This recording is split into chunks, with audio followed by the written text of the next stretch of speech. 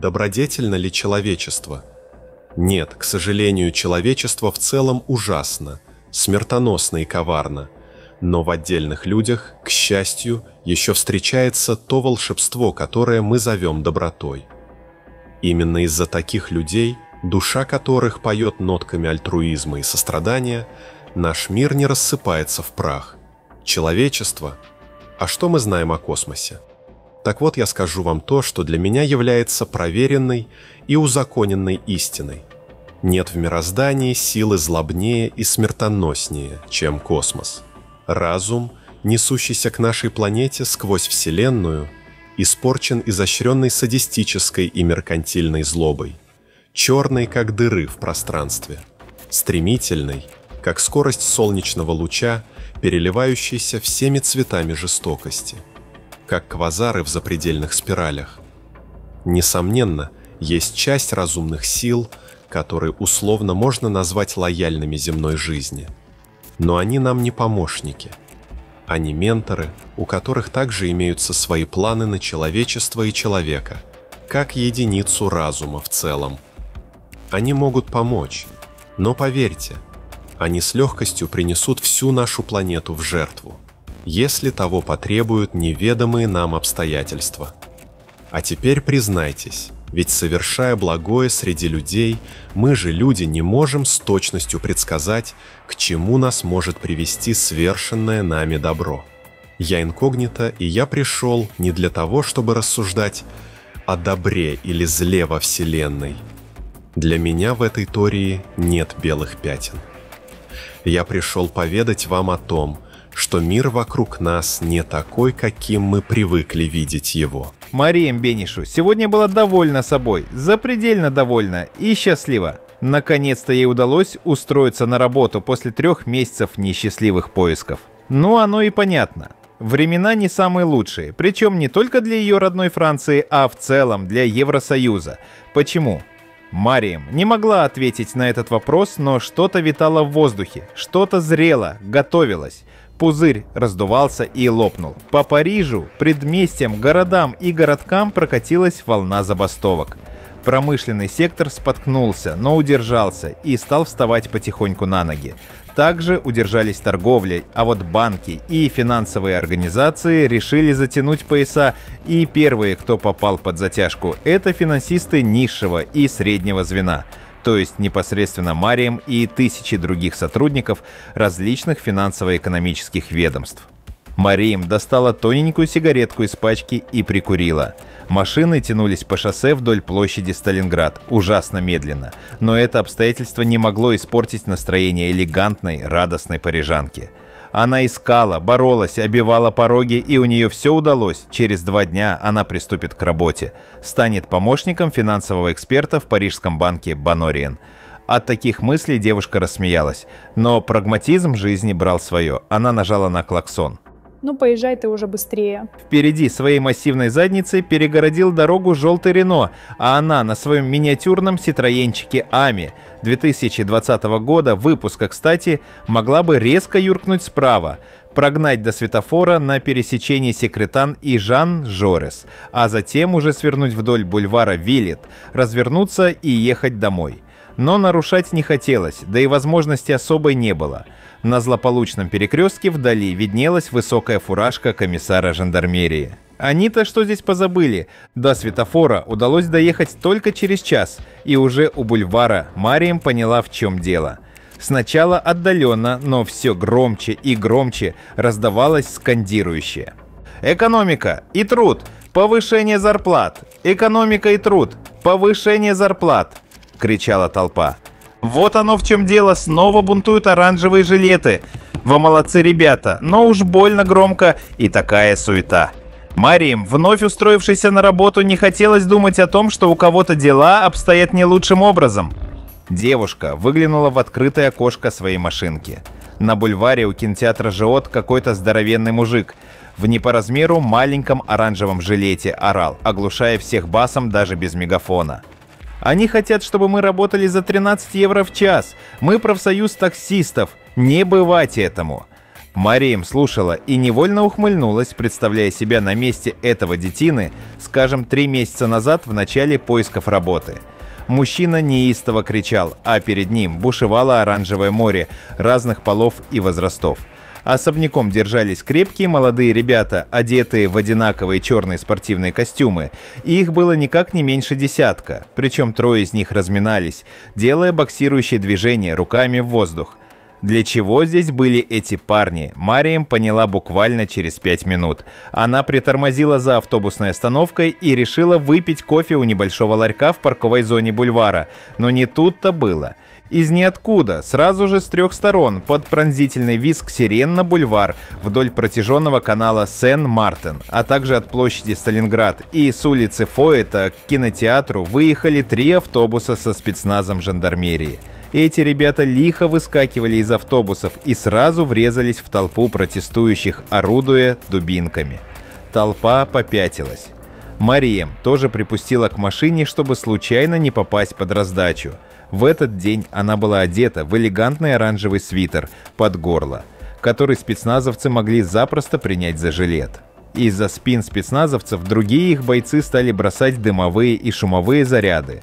Но не тут-то было. Группа молодчиков в спортивных костюмах, крича с различными акцентами «Антифа! Антифа!», как единый агрессивный колючий организм, как мощный кулак развернулись к спецназовцам и стали расшвыривать их. Мариям не верила своим глазам. От восторга она даже захлопала в ладоши, но вовремя осеклась и украдкой посмотрела по сторонам. В этот момент ее взгляд привлекла какая-то непонятная ситуация. 3 жандармов средних лет, одинакового роста и комплекции, казалось, что у них даже лица похожие. В хаосе стычки окружили африканку примерно 25 лет, одетую в серое обтягивающее платье и оранжевый жилет поверху.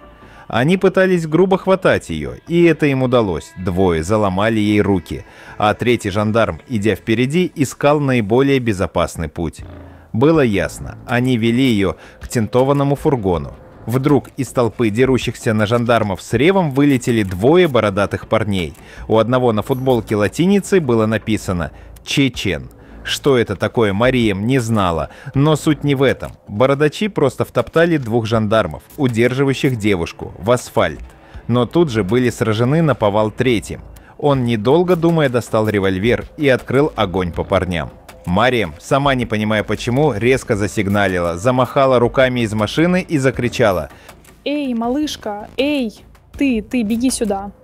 Быстро!» А африканка пребывала в смятении, но за какие-то секунды собралась и припустила к машинке Мариям. Та быстро открыла дверь, и через десяток минут они неслись по авеню Фландре. Слушай, он что, стрелял в тех парней, а потом в мою машину?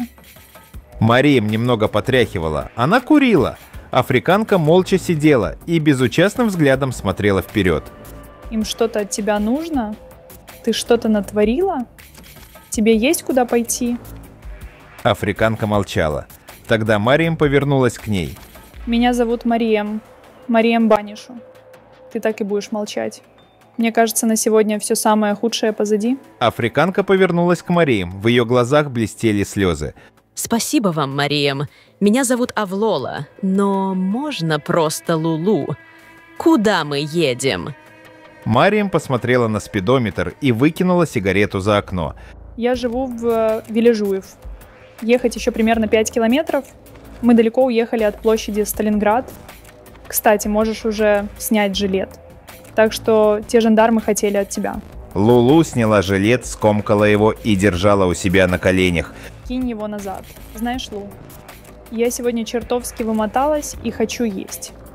Ты не против, если мы сначала заедем ко мне, перекусим, а после ты решишь, как тебе быть? Окей? Африканка смотрела на Мариям, и в ее карих глазах под блеском слез проступала благодарность. Признаться, она сама чертовски хотела есть, выспаться и почувствовать покой. В уютной квартирке в самом центре Вележуив девушки выпили кофе и перекусили. И Лула через какое-то время начала свой рассказ, который далее я приведу от ее лица. Я искала себе комнатку или хоть какой-то угол. Сама я буквально неделю назад прилетела из Туниса. Мне не сразу это удалось, но жилье я все-таки нашла. Сняла у одного из боснийцев в квартале Порт-де-Ла-Шапель. Это жуткое место, но у меня не хватило бы денег на что-то лучшее и дороже. В ту же ночь меня похитили. Я спала, и мне на голову накинули мешок. Я испугалась. Я думала, это будет изнасилование или что-то похуже, но все было ужаснее. Намного ужаснее. Я очнулась на операционном столе, полностью обнаженная, лежа на животе. Это была комната с белыми стенами, очень яркий свет. Я помню, как меня трогали.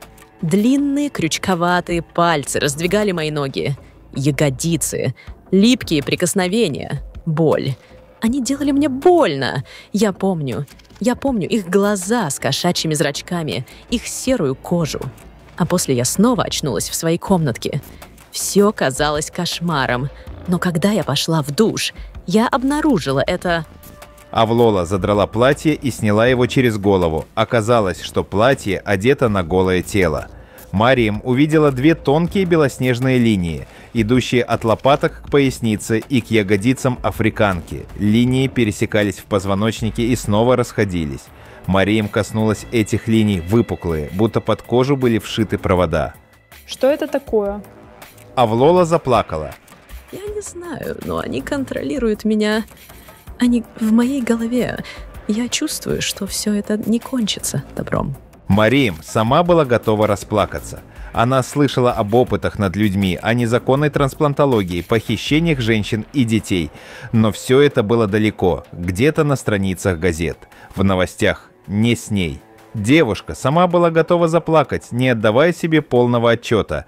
Она обняла Авлолу за талию сзади и трепетно прикоснулась губами к ее спине, к соблазнительной ложбинке между двух упругих половинок, сжала сильнее и начала целовать. Авлола встрепенулась, но покорно принимала поцелуи. Опустив свои ладони на обхватившие ее руки Мариям, была послушной и страстной. Утром Мариям проснулась первой. Лулу приятно сопела рядышком. С ней было хорошо и уютно. Ее полные африканские губы дарили неимоверное наслаждение поцелуями в разные местечки. Мариям улыбнулась и прижалась к горячему телу едва знакомой, но такой милой мулатки. От объятий та проснулась. Доброе утро, солнышко. Как тебе спалось, Лулу? Африканка потянулась и, громко выдохнув, рассмеялась. Не поверишь, Мариям, но это мой первый раз. Я имею в виду вот так. Парижанка рассмеялась и присела на кровать, демонстрируя упругие белоснежные груди, редко покрытые веснушками. А у меня не первый, но, пожалуй, лучший. Знаешь, Лулу, у меня есть предложение продолжить этот приятный опыт, но только под душем.